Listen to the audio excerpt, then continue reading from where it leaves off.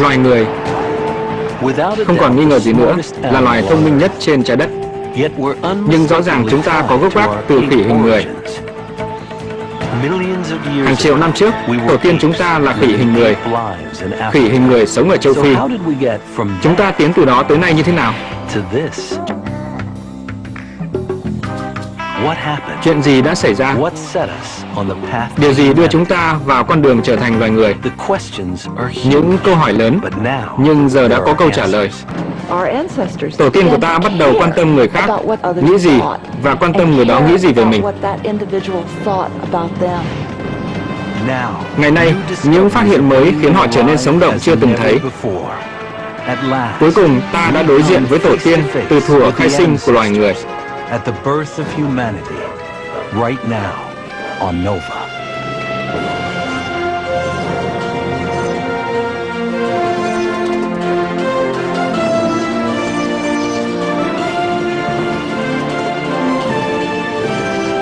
Nguồn gốc của loài người.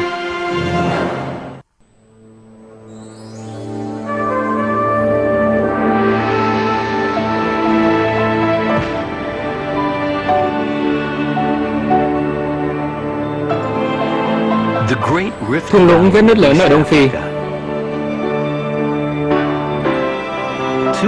2 triệu năm trước, những hoang mạc và hẻm núi hùng vĩ này chứng kiến một sự kiện bí ẩn, sự ra đời của tổ tiên đầu tiên mà ta gọi là con người.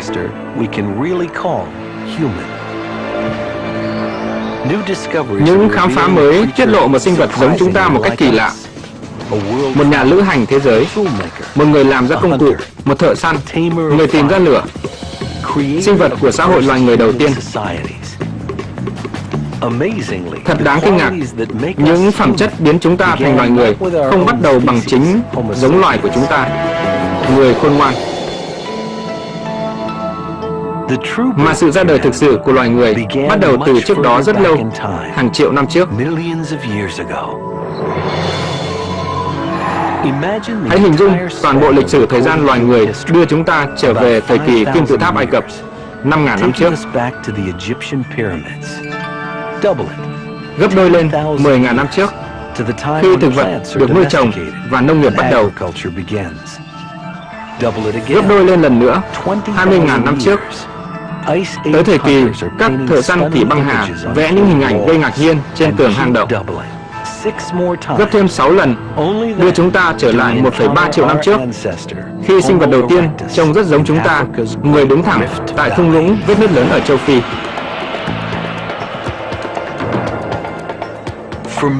Trong hàng triệu năm, vết đứt gãy địa chất khổng lồ chạy suốt chiều dài Đông Phi là sân khấu cho công cuộc tiến hóa của loài người.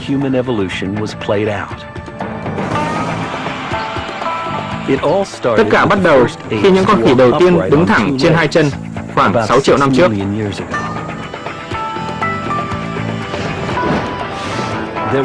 Có rất nhiều loài khác nhau, các biến thể cùng loài, những sinh vật giống khỉ với bộ não nhỏ.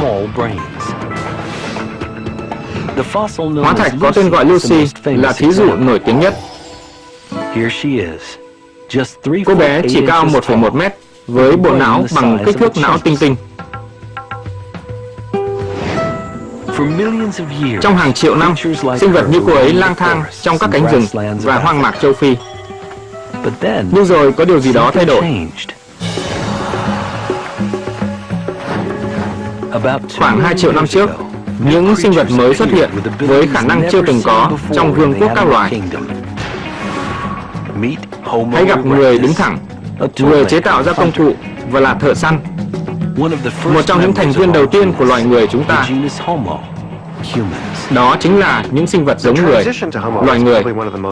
Chuyển hóa thành người có lẽ là một trong những biến đổi quan trọng nhất xuất hiện trong quá trình tiến hóa của loài người. Tay mỏng hơn, chân dài hơn, não to hơn. Đó là bước tiến hóa vĩ đại từ cơ thể khỉ hình người sang cơ thể như chúng ta. Nhưng còn những điều giúp phân biệt rõ ràng loài người chúng ta, đó là sự sáng tạo, trí thông minh và sự quan tâm lẫn nhau. Làm thế nào để ta biết khi nào những điều đó bắt đầu? Chỉ dựa vào những hộp sọ và những mảnh xương, làm sao ta có thể biết những con người đầu tiên thực sự như thế nào? Cần có một phát hiện quan trọng để làm sáng tỏ cuộc sống của họ.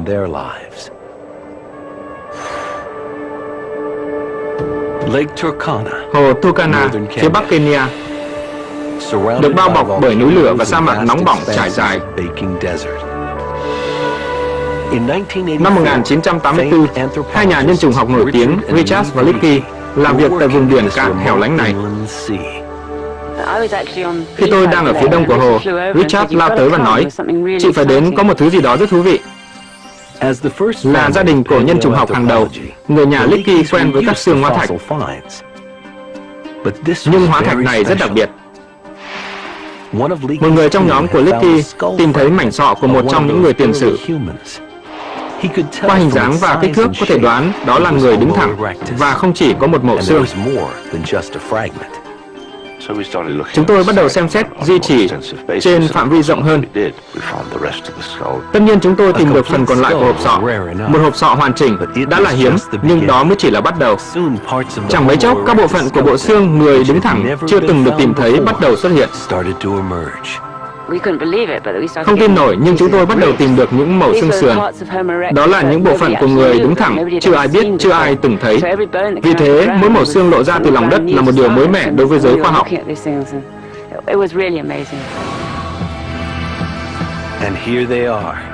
Và đây, xương thật của tổ tiên loài người sống cách đây hơn 1,5 triệu năm. Đó là bộ xương người sơ khai nhất từng được phát hiện. Nhóm của Licky gọi bộ xương là cậu bé Turkana. Bộ xương đã nâng tầm hiểu biết của chúng ta về quá trình chuyển từ khỉ hình người sang người.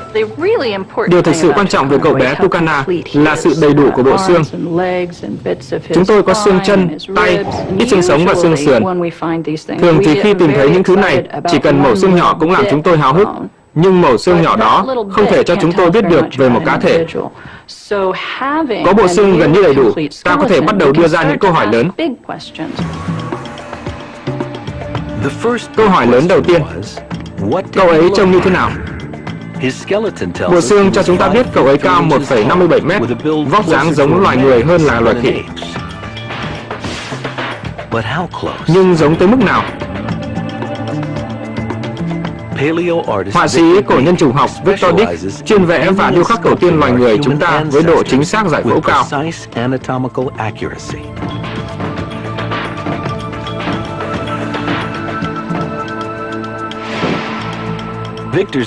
Victor chuẩn bị bổ sung cậu bé Turkana vào gia đình các khuôn mặt cổ xưa của anh ấy. Ở giai đoạn này tôi biết cậu bé Turkana không phải là khỉ hình người. Cậu ấy là con người thực sự, rất sơ khai. Đây, ta có hộp sọ người hiện đại, khuôn mặt rất giống nhau, nhưng sọ của cậu bé Turkana hơi thô, trán thấp hơn và não nhỏ hơn nhiều.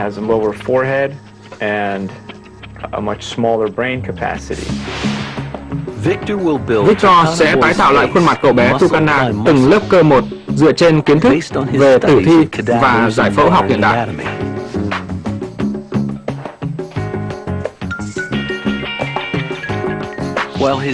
Dù có vẻ thô sơ, nhưng bộ xương cậu bé rất giống xương người.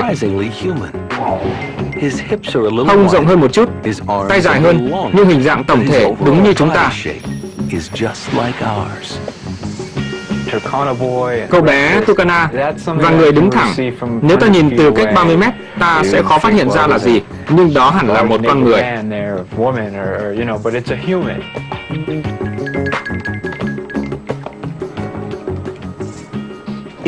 Victor cần một tuần để hoàn thành khuôn mặt cậu bé Turkana. Đồng thời, một nhóm làm phim hoạt hình đang tạo khung cảnh để đưa cậu bé Turkana và cộng đồng của cậu ấy vào cuộc sống. Để đảm bảo làm được chính xác, họ nhờ sự trợ giúp của Dan Lieberman, nhà nhân chủng học của trường đại học tổng hợp Harvard. Khi chạy, lòng bàn tay họ đưa về phía trước nhiều hơn một chút. Đúng thế đấy. Các diễn viên mặc quần áo xanh mô tả lại cách di chuyển cho các họa sĩ. Ở giai đoạn hậu kỳ, họ sẽ được thay thế bằng cơ thể người đứng thẳng. Đầu và mặt họ dựa theo mẫu của Victor.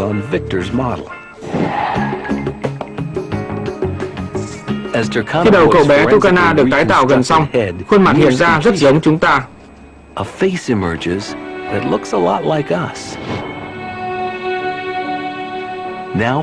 Lần đầu tiên trong hơn 1,5 triệu năm, đây là tổ tiên của chúng ta, người đứng thẳng với tên gọi cậu bé Tucana. Cậu ấy trông thế nào mới là khởi đầu câu chuyện. Để tái tạo cuộc sống, ta phải biết cậu ấy bao nhiêu tuổi. Nếu nhìn vào bộ xương cậu ấy, ta có thể thấy các đĩa tăng trưởng trên các chi, thường thì bị tan ra khi trưởng thành. Dù cậu ấy rất cao, nhưng ta biết cậu ấy còn phát triển. Rõ ràng cậu bé Tucana chưa phát triển hết. Ta có thể trả lời các câu hỏi như liệu cậu ấy có lớn lên như người hiện đại không? Hay cậu ấy lớn lên giống loài khỉ hơn? Cậu bé Tucana đã cao 1,57 mét. Khi các nhà khoa học so sánh xương và răng cậu ấy với chúng ta, họ cho rằng có thể cậu ấy khoảng 14 tuổi. Nhưng khi chuyên gia nha khoa Christine bắt đầu nghiên cứu răng cậu ấy, ông bắt đầu sửng sốt. Hóa ra tất cả răng, dù hóa thạch hay chưa, đều chứa đựng dữ liệu tuổi thơ khá chính xác. Đây là răng hóa thạch. Ta có thể thấy lớp men bao bọc lõi răng làm từ men răng. Men răng là cách nói khác của từ ngà. Trong lớp men ta có thể thấy các que chảy từ chỗ nối men răng tới bề mặt răng. Men răng phát triển dần dần như vòng gỗ của cây. Dưới kính hiển vi điện tử, trông nó giống các que được làm từ các hạt tí hon. Mỗi hạt tí hon dọc theo hình lăng trụ này đại diện cho một ngày tăng trưởng, vì tế bào sản xuất men răng chịu tác động của đồng hồ sinh học.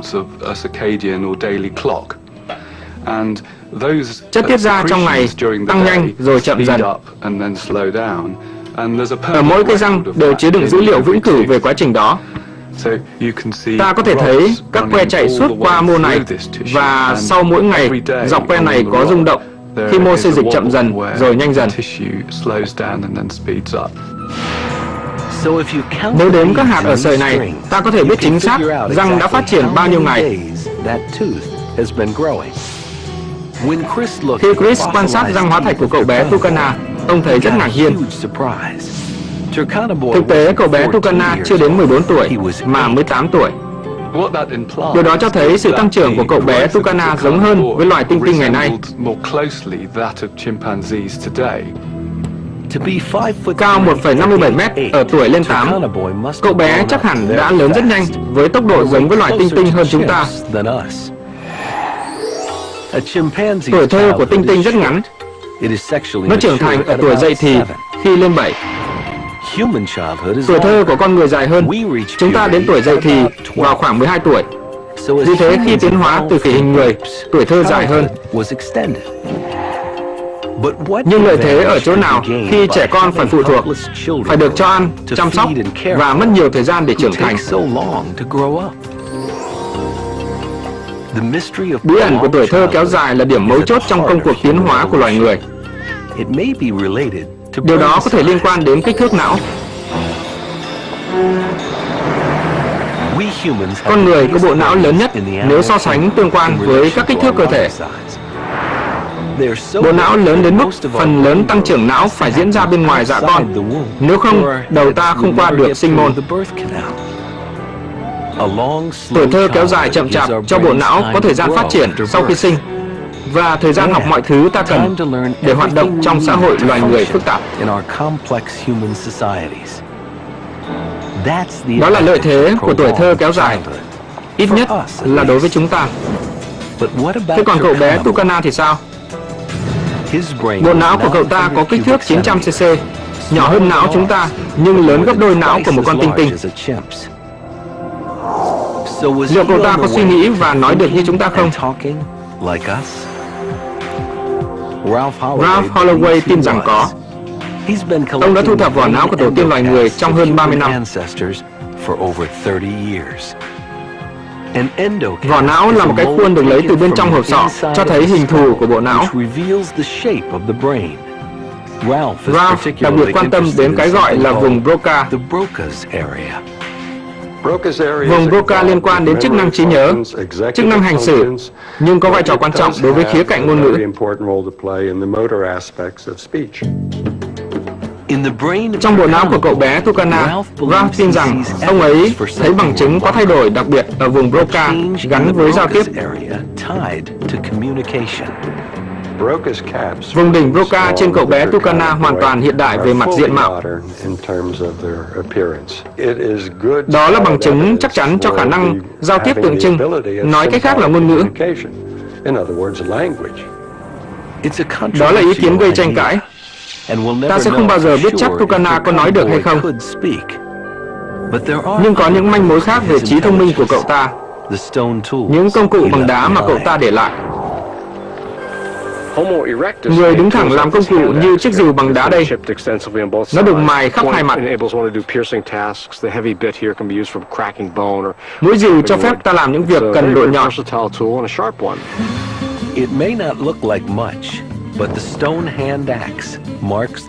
Đó là một dụng cụ rất đa năng và sắc.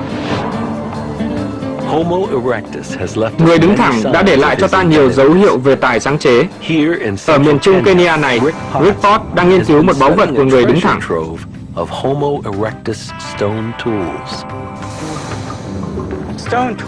Công cụ bằng đá đại diện cho một sự thay đổi quan trọng, vì một khi ta đã có công cụ trong tay, tất cả thức ăn trên đời có thể là của ta. Điều đó thể hiện một ưu thế sống sót rất lớn. Đây là một nơi lưu giữ hơn 500 chiếc rìu đá do người đứng thẳng làm ra. Cách đó chỉ một dặm, Rick đến thăm mỏ đá, nơi cách đây hàng ngàn năm, tổ tiên ta đã đến mài đá thành công cụ và để lại những mảnh không sử dụng đến.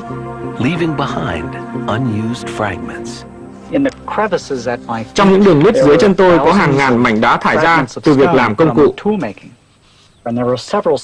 Có một vài vết lởm chởm nơi người đứng thẳng đập vào những mảnh đá lớn. Chúng tôi thấy những bằng chứng thể hiện rằng họ cũng có thể nhận thấy những vết nứt. Điều đó thể hiện ở những gì còn sót lại ở đây. Điều ngạc nhiên là ta có thể tưởng tượng ra một người đứng thẳng ngồi đây quyết định, kiểu quyết định để làm ra một công cụ bằng đá.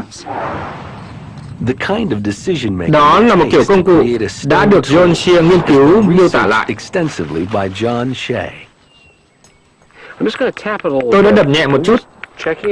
Tôi đang kiểm tra xem nó có bị nứt bên trong không trước khi tôi làm. Có thể bị nứt ở đây. Tôi có cảm giác ở trong đó có vấn đề. Kể cả đối với một chuyên gia làm rìu đá thì đây cũng không phải là một công việc dễ dàng. Đúng, có một vết nứt. Một thợ làm công cụ giỏi phải hiểu được đặc tính của đá. Để làm vật này đẹp và mỏng, dễ cầm, dễ vận chuyển và lưỡi sắc, tôi sẽ phải làm một điều phản trực giác. Tôi sẽ làm cùn lưỡi để lần sau đập lại. Nó sẽ không hỏng khi tôi cố gắng. Tôi sẽ đập nó thật mạnh.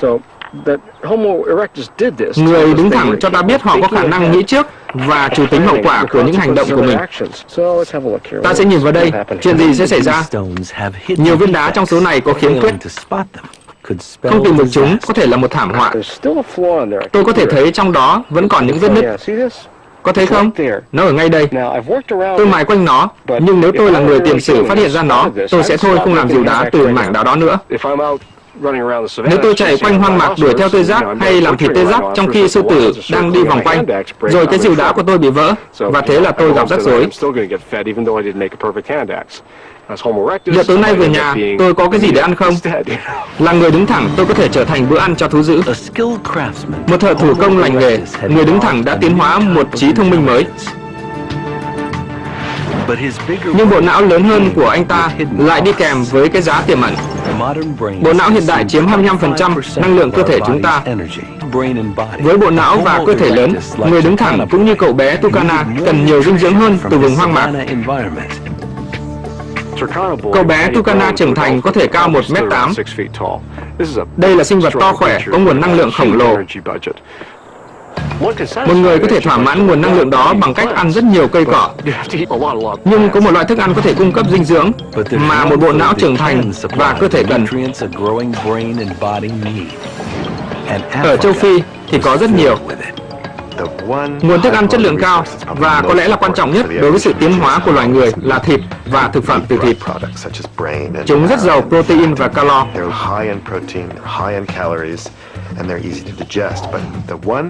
Nhưng vấn đề duy nhất đối với việc tìm kiếm thịt là nó rất khó kiếm. Phần lớn dã thú dựa vào sức mạnh hay tốc độ để giết con mồi. Tổ tiên chúng ta thì không. Ngày nay chúng ta ở trên đỉnh của chuỗi thức ăn, nên rất khó tưởng tượng ra sự khó khăn của người tiền sử. Đây là sinh vật di chuyển chậm, không có móng vuốt và răng nanh, một con mồi dễ dàng cho các loài dã thú.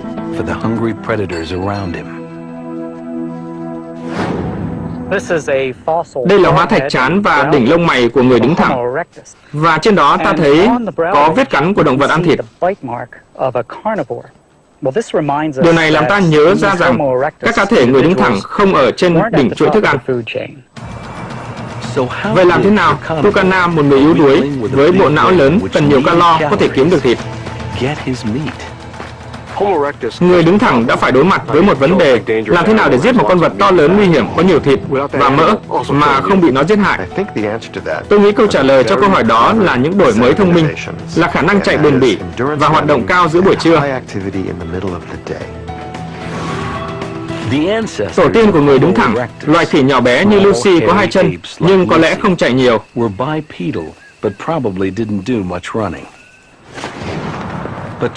Nhưng cậu bé Tucana được sinh ra để chạy như chúng ta. Dan Lieberman tin rằng họ có thể chạy một quãng xa như chúng ta vì họ đã mất lớp lông dày trên cơ thể và có thể làm mát bằng cách toát mồ hôi. Đây chính là chìa khóa cho sự thành công.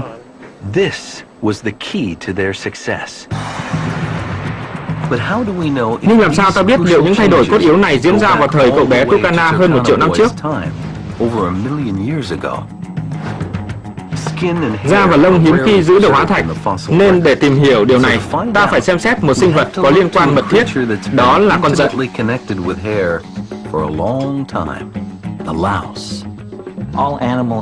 Dường như loài động vật nào cũng có vài loài dận sống ký sinh. Thú có vú, chim, ngay cả cá cũng có. Nhưng phần lớn sinh vật khác chỉ có một loại dận sống ký sinh. Con người có một loại cháy trên đầu và một loại khác ở vùng mu. Nhà di truyền học Mark Stolking tự hỏi tại sao. Câu trả lời có vẻ rõ ràng, đó là khi khắp cơ thể ta có lông thì ta có một loại dận. Nhưng rồi lông biến mất, chỉ còn có tóc trên đầu và vùng mu, nên sẽ có khoảng trống không có lông giữa hai vùng đó. Mark ngạc nhiên khi phát hiện ra rằng dận ở vùng mu con người rất khác cháy trên đầu. Vì lẽ nào đó trong quá khứ, có vẻ như nó bắt nguồn từ loài khỉ, vì dận ở vùng mu có quan hệ mật thiết với dận ở khỉ.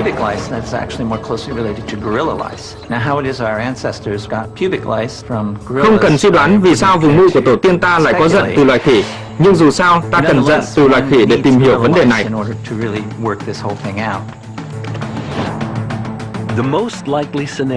Viễn cảnh phù hợp nhất là khi ta mất lông trên cơ thể, cháy di cư lên đầu, để lại vùng mu tạm thời không có dận.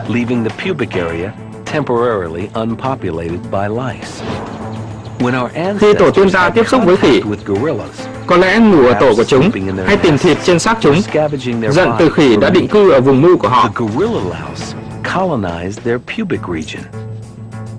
Cuối cùng, nó trở thành dận mu của con người ngày nay.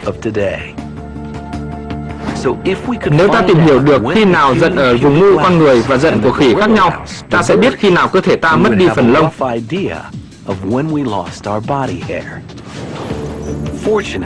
Rất may là có một cách để tìm hiểu điều đó. Kỹ thuật xác định niên đại bằng gen được gọi là đồng hồ phân tử. Nó dựa trên thực tế rằng chuỗi cơ sở hóa học tạo nên biến đổi ADN ở tỷ lệ thông thường. Đó là tỷ lệ thay đổi ở chuỗi ADN hầu như thường xuyên qua thời gian.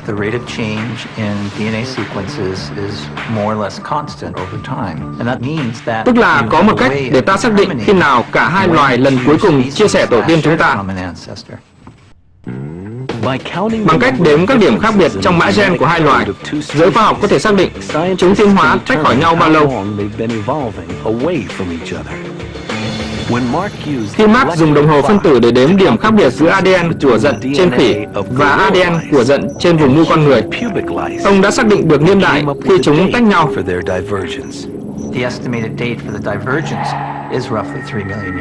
Niên đại ước tính để chúng tách nhau khoảng chừng cách đây 3 triệu năm, nghĩa là rất lâu trước thời cậu bé Tucana, có thể là vào thời kỳ của Lucy. Tổ tiên ta đã dần dần mất đi phần lông trên cơ thể.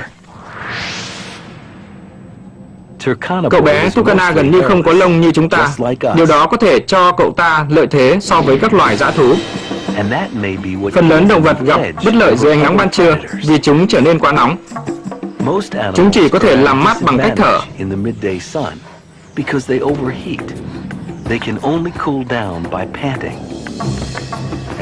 Khi chạy nhanh, chúng không thở được, nghĩa là chúng chỉ có thể chạy quãng ngắn. Động vật 4 chân có thể chạy nhanh trong khoảng từ 10 đến 15 phút, rồi sẽ bị nóng. Nhưng con người có thể làm mát bằng cách toát mồ hôi. Cơ thể không có lông cho phép không khí lưu thông trên da và hạ nhiệt cơ thể khi toát mồ hôi. Điều đó khiến chúng ta là một trong những loài chạy đường dài tốt nhất. Dan Lieberman tin rằng điều đó giúp cho tổ tiên ta khả năng săn bắt rất tốt, được gọi là săn bắt bền bỉ.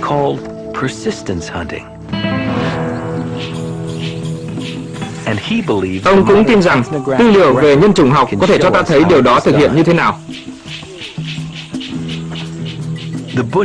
Thổ dân Kalahari cho ta hiểu rõ làm thế nào người đứng thẳng có thể săn bắt từ cách đây 2 triệu năm. Thổ dân biết rằng vào ban trưa động vật nghỉ trong bóng râm, thế nên đó là thời điểm hoàn hảo để săn bắt. Một khi họ đã định vị được con mồi, trong trường hợp này là một con linh dương, cuộc chạy marathon bắt đầu.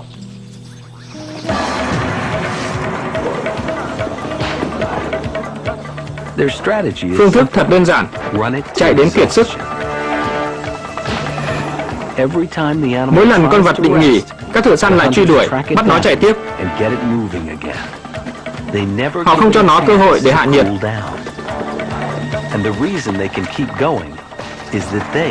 Lý do họ có thể chạy tiếp là họ có thể toát mồ hôi, mà con vật thì không. Nếu lý thuyết là đúng, thì đó là lý do vì sao cậu bé Tucana có thể kiếm được thịt.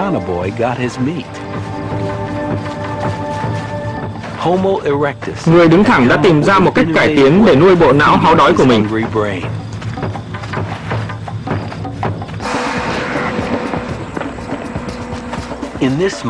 Thời săn bắt hiện đại này, thổ dân chạy 4 giờ dưới cái nóng kinh khủng. Con linh dương cuối cùng đã bị bất động vì say nắng. Cậu bé Tucana không có giáo bọc thép như thổ dân, mà cậu ta cũng không cần chúng. Người đứng thẳng có thể săn bắt với vũ khí siết chặt. Với giáo để lao vào con vật ở khoảng cách ngắn, gậy, đá, những loại vũ khí đại loại như thế. Họ không dùng vũ khí phóng từ khoảng cách xa, mà chúng ta biết. Cuộc săn của người đứng thẳng đơn giản nhưng hiệu quả. Nó nuôi sống không chỉ bộ não lớn hơn của họ, mà cả tính phức tạp ngày càng tăng của xã hội tiền sử.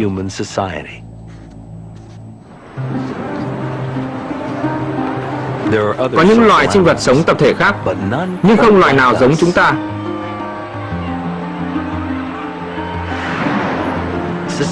Xã hội thể hiện ở mọi ngóc ngách trong cuộc sống của chúng ta. Các mối quan hệ, sự giao tiếp, các quy định, tất cả những thứ đó ràng buộc chúng ta. Điều gì ở đằng sau nó? Sao nó lại mang nhiều tính xã hội như vậy? Nó có thể liên quan đến sự đổi mới khác, điều chưa từng xảy ra trong quá trình tiến hóa của chúng ta. Đó là tạo ra lửa và nấu ăn.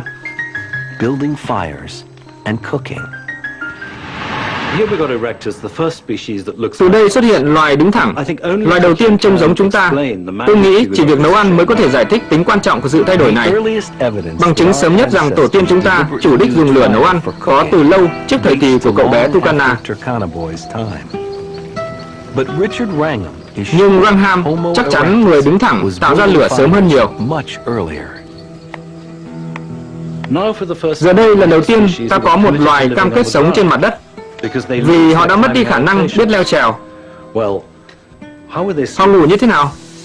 Họ có khả năng tự bảo vệ mình trước động vật hoang dã trên sa mạc châu Phi đầy dã thú săn đêm.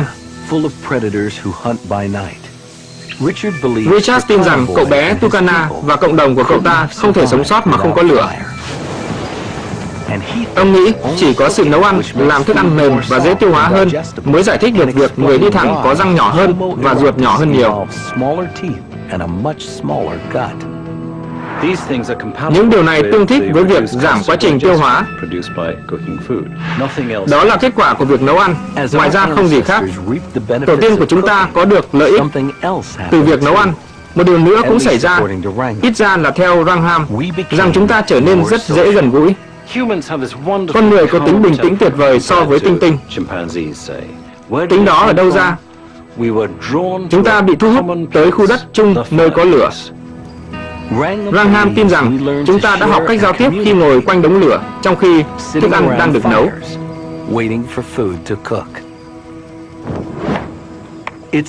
Đó là suy đoán, nhưng có một điều chắc chắn.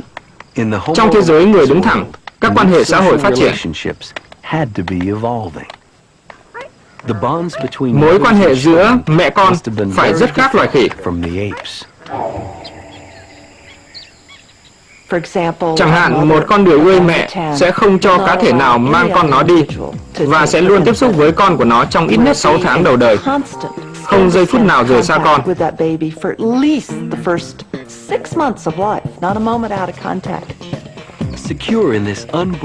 Yên tâm, trong mối quan hệ mẹ con không thể phá vỡ này, lũ đười ươi con ít cần khả năng đọc được ý định của những con khác.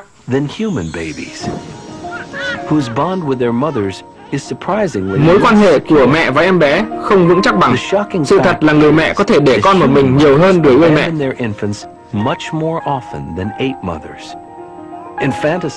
Điều đó thường xảy ra nhiều hơn ở bất cứ loài linh trưởng nào. Cam kết mẫu tử ngẫu nhiên ở người rõ nét hơn nhiều so với các loài khác. Không như phần lớn loài linh trưởng, người mẹ chia sẻ việc nuôi nấng với những người khác. Sự tồn tại của một đứa con có thể dựa vào việc kêu gọi một số người chăm sóc. Có lẽ đó là lý do các em bé có tính nhạy cảm độc nhất. Các em bé được sinh ra đã am hiểu về các bà mẹ, đọc được vẻ mặt của mẹ, tìm dấu hiệu cam kết.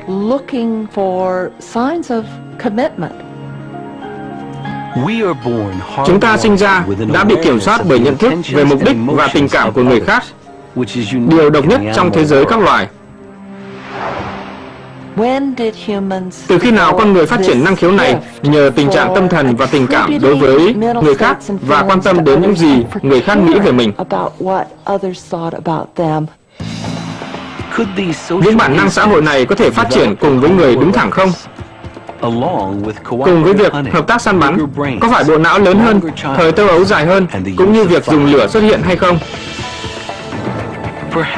Có lẽ Tucana và cộng đồng của cậu ta đã có các kỹ năng xã hội quen thuộc với chúng ta.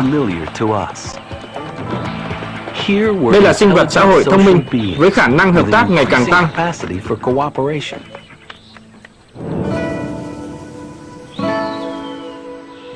Có lẽ điều này dẫn đến một thành tựu khác, cuộc di cư từ châu Phi.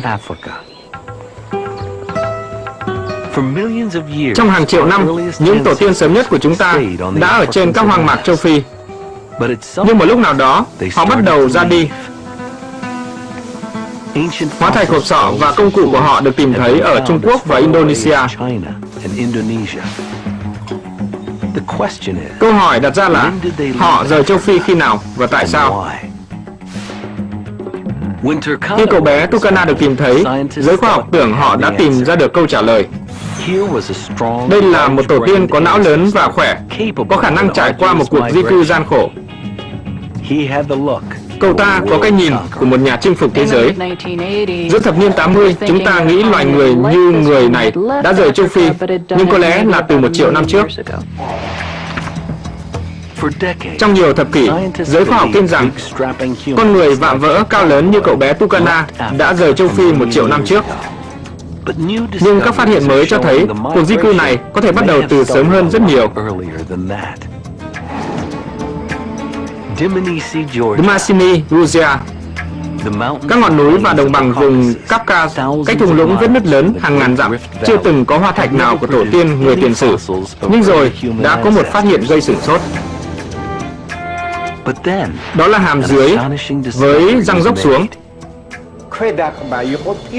Theo chiều này trên mặt đất, khi tôi lau sạch, răng cửa lộ ra.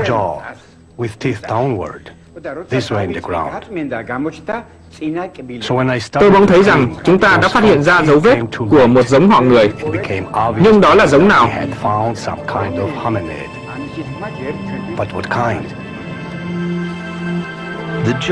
Cái hàm có vẻ là của người đứng thẳng, nhưng ban đầu chẳng mấy ai tin điều đó.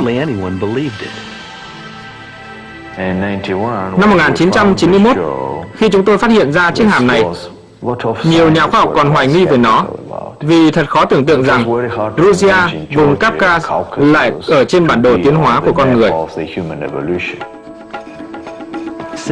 Từ đó, Dmanisi được đặt lên tấm bản đồ tiến hóa của loài người.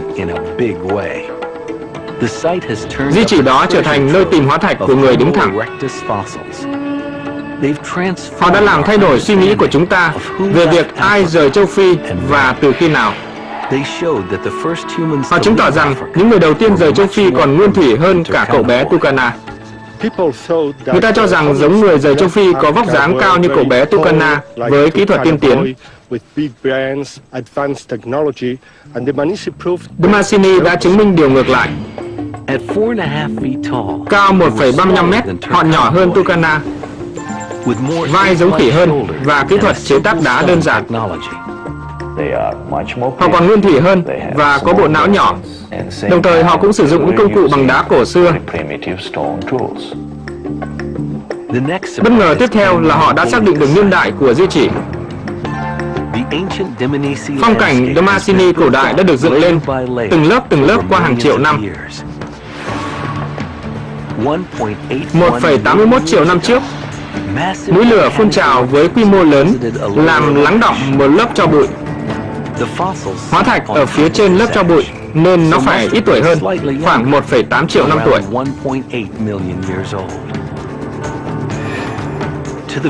Đối với phần lớn các nhà khoa học tin rằng tất cả tổ tiên chúng ta tiến hóa ở châu Phi, đây thực sự là một bất ngờ lớn. Làm thế nào người đứng thẳng nguyên thủy nhỏ bé di cư từ vùng Kafka gần 2 triệu năm trước thời của Tucana rất lâu? Giới khoa học đã thừa nhận rằng ngay khi người đứng thẳng xuất hiện trên hoang mạc của châu Phi, họ bắt đầu ra đi. Bỗng nhiên nguồn gốc của người đứng thẳng có sự thay đổi về hình dáng cơ thể, và rồi họ rời châu Phi ngay. Hóa thạch Georgia chứng tỏ rằng người đứng thẳng rời châu Phi sớm hơn chúng ta nghĩ rất nhiều. Phát hiện mang tính khiêu khích hơn chứng tỏ cuộc di cư có thể bắt đầu sớm hơn. Cách châu Phi 5.000 dặm, đảo Flores, Indonesia.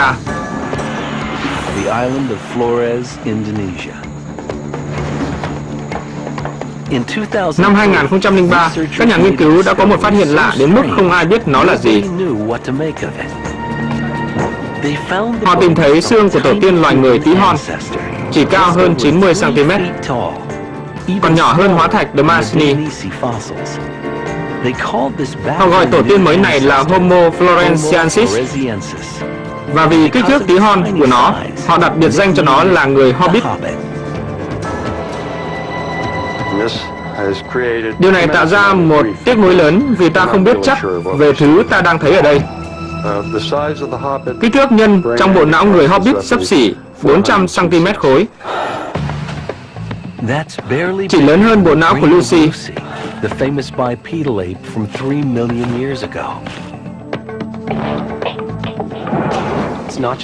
Đó không chỉ là bộ não nhỏ, gương mặt giống nguyên thủy, mà bàn chân nguyên thủy, bàn tay cũng vậy. Các chi ngắn hơn, rất giống với Lucy. Thật là bất ngờ lớn. Và trong hang, nơi sinh vật nguyên thủy này được tìm thấy, họ cũng phát hiện ra các công cụ bằng đá, thứ Lucy chưa bao giờ có. Từ lâu người ta đã nói rằng làm công cụ bằng đá cần có một bộ não phát triển. Nếu Homo floresiensis làm công cụ bằng đá, thì sinh vật này có bộ não bằng trái cam, rõ ràng là công thức đó đã không đúng. Mọi điều về sinh vật này là một bí ẩn. Họ đến từ đâu và họ là ai? Và nhà nghiên cứu tranh cãi rằng Homo floresiensis chỉ là những người lùn của người hiện đại bị mắc một căn bệnh nào đó khiến họ vừa lùn và tương ứng là bộ não nhỏ. Nhưng khi giới khoa học nghiên cứu kỹ hơn, phần lớn họ không thấy có bằng chứng của bệnh tật.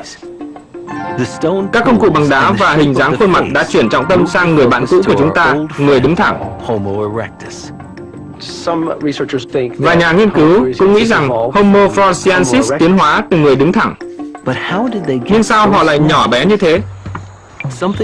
Thứ gọi là đảo lùn có thể là câu trả lời.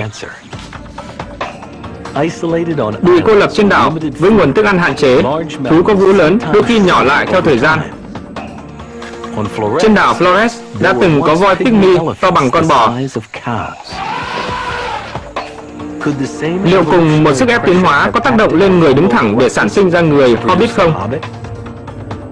Hay sinh vật bí ẩn này có tổ tiên là một tổ tiên còn nguyên thủy hơn?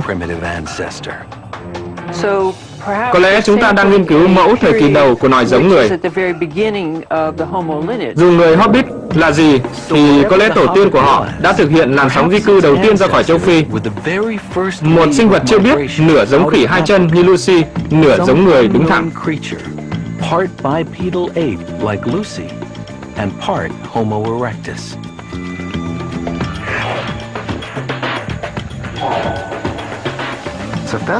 Nếu đúng như thế, những gì ta thấy ở Indonesia có lý. Nó giống như một cơ thể tồn tại trước khi cơ thể người trở nên hiện đại hơn.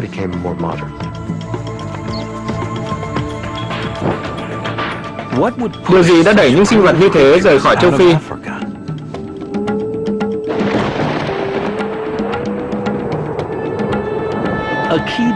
Một ảnh hưởng chính đằng sau cuộc di cư có lẽ là biến đổi khí hậu kéo dài. Đồng cỏ đi liền với thú săn lớn. Động vật sẽ di chuyển khỏi châu Phi và sinh vật giống người sẽ theo kịp các động vật đó.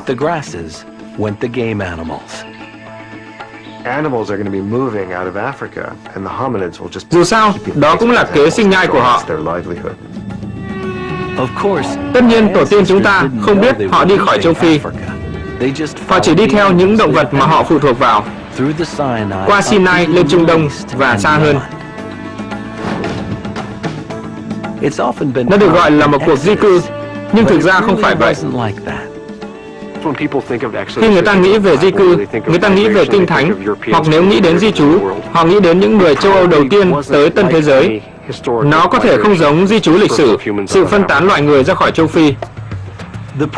Quá trình này có thể rất chậm, rất giống sự phân tán của bất kỳ loài động vật nào khác vào lãnh thổ mới. Ta có thể tưởng tượng ra một nhóm người đứng thẳng, dịch chuyển khu vực của mình 1 km một năm theo một hướng, và làm điều đó liên tục trong một thời kỳ đủ dài. Ta có thể lấp đầy khoảng cách từ châu Phi đến Indonesia trong khoảng 15.000 năm.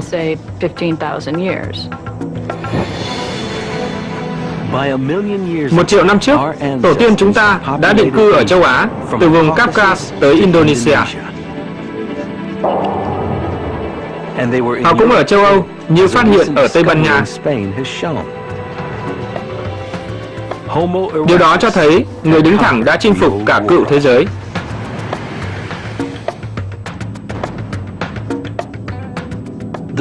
Việc họ tiến xa như vậy với kỹ thuật hạn chế và bộ não tương đối nhỏ chứng tỏ họ rất xuất sắc.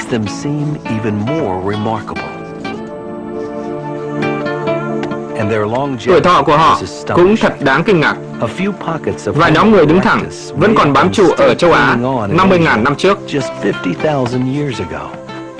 That's a span of 2 million years. Our own species has Giống only loài been của chúng ta around for chỉ tồn tại trong 200,000. 200.000 năm. What was the Bí secret quyết of của người đứng Homo thẳng là gì? erectus' success? The amazing Những finds phát of hiện ở humans have Damascene given us đã one cho ta last manh mối cuối clue. cùng. One of the skulls Một hộp sọ là belonged to của an một old ông man. già. His Xương hàm của ông ta cho thấy ông ta không còn răng trước khi ông ta chết. Đó là một bất ngờ. Tức là cá thể này đã sống 2 năm mà không có răng. Một người già sống lâu như vậy mà không có răng, hẳn là những người khác trong nhóm ông ta đã nhai thức ăn và mớm cho ông ta. Tôi rất thích câu chuyện này.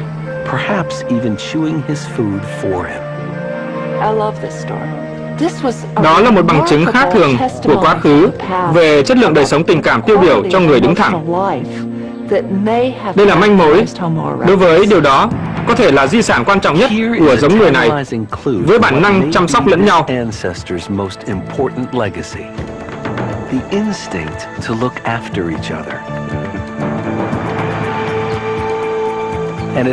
Nó giúp ta tưởng tượng ra ngày cuối cùng của cậu bé Tucana trên trái đất.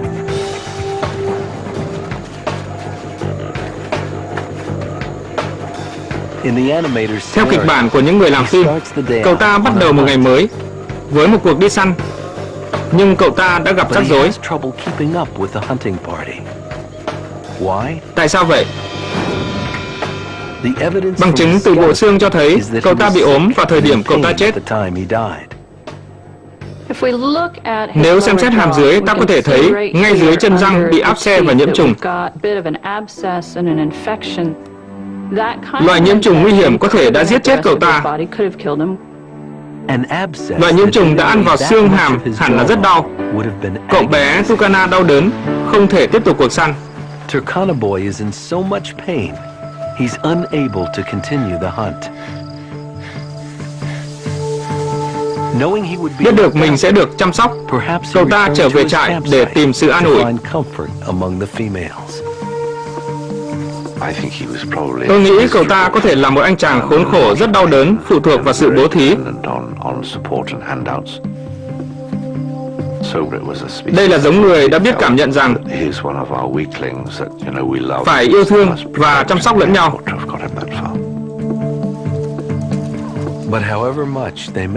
Nhưng họ càng muốn giúp cậu ta nhiều, họ càng không thể làm được gì để ngăn nhiễm trùng lan ra khắp cơ thể cậu ta.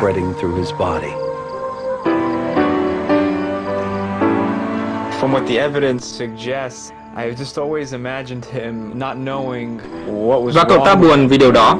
and there's a sadness to it. But ultimately, Nhưng from cuối that cùng, comes từ điều đó mới có bộ xương hóa thạch dường như bất tử này. Sọ của cậu ta còn nguyên vẹn. Có thể cậu ta chết dưới nước.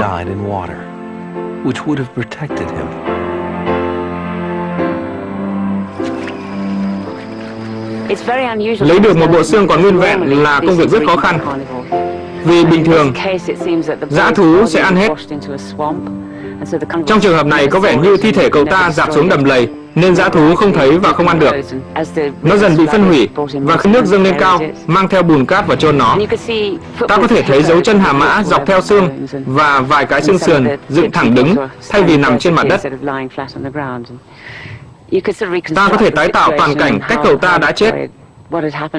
Điều gì đã xảy ra và tại sao cậu ta còn nguyên vẹn? Đây là một trải nghiệm tuyệt vời.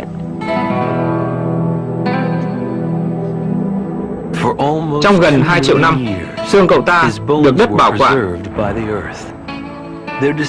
Khám phá của các nhà khoa học đã mở ra một cửa sổ cho chúng ta về một thế giới chưa được biết đến. Thế giới của tổ tiên loài người thành công nhất mọi thời đại, người đứng thẳng. Họ hé mở cho chúng ta giây phút bí ẩn khi hầu hết tất cả mọi thứ của con người được sinh ra, cơ thể, trí óc cũng như tình cảm. Hãy nghĩ về tất cả những gì ta đã trở thành.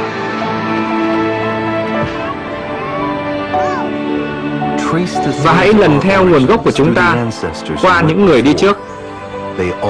Họ đều tập trung vào cậu bé Tucana và giống người của cậu ta, giống người đầu tiên trên thế giới.